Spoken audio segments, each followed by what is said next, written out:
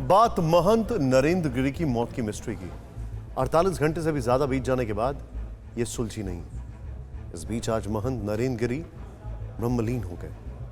बाघंबरी मठ में उन्हें भू समाधि दी गई। महंत के अंतिम दर्शन के लिए शिष्यों और अनुयायियों की भारी भीड़ उमड़ी। अंतिम प्रक्रिया उनके शिष्य बलवीर गिरी ने संपन्न कराई।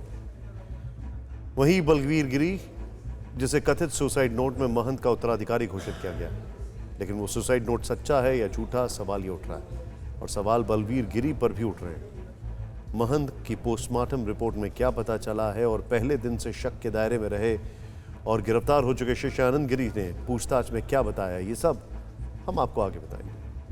लेकिन पहले बाघंबरी मठ के महंत नरेंद्र गिरी की अंतिम यात्रा दिखाते हैं, जिसमें साधु संतों की भीड़ उमड़ पड़ी। बाघंबरी मठ में ही महंत नरेंद्र गिरी को अखाड़ा परंपरा के साथ समाधि दी गई।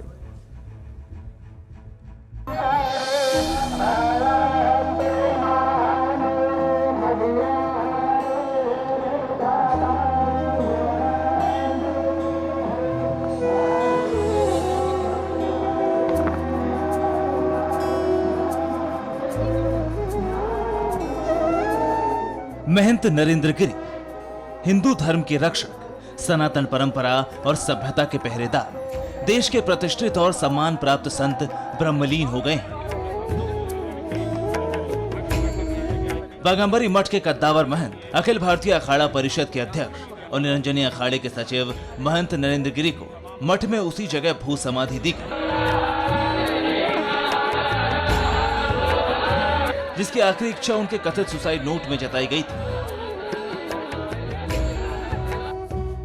सुसाइड नोट के मुताबिक महंत नरेंद्र गिरी की अंतिम इच्छा थी कि उनकी समाधि बाघंबरी मठ में नींबू के पेड़ के पास दी जाए। वो पेड़ जिसे उन्होंने खुद लगाया था और जिसके बगल में उनके गुरु की समाधि है। उनकी इच्छा को पूरा करते हुए उसी नींबू के पेड़ के पास समाधि स्थल तैयार किया गया।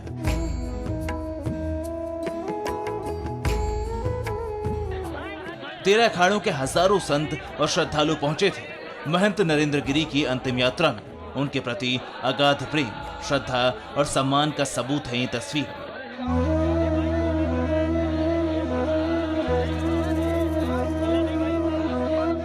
मठ से लेकर प्रयागराज की सड़कों और संगम तट तक उमड़े इस जनसमूह को देखिए। भू समाधि से पहले जब फूल से सजे रथ पर उनके पार्थिव शरीर को स्नान के लिए संगम तट पर ले जाया गया, ये उस वक्त की तस्वीरें हैं और इसमें जुटी भीड़ बताती है कि महंत नरेंद्र गिरी का व्यक्तित्व कितना विराट था।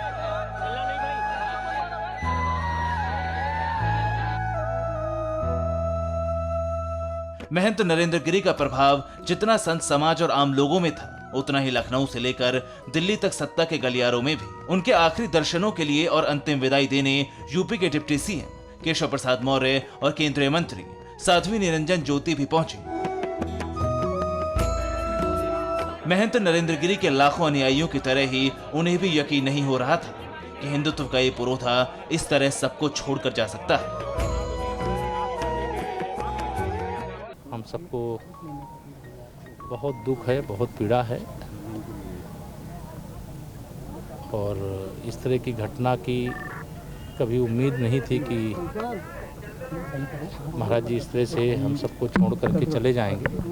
कमजोर दिल के नहीं थे, बहुत मजबूत थे और मजबूत दिल वाला व्यक्ति ऐसा नहीं कर सकता है।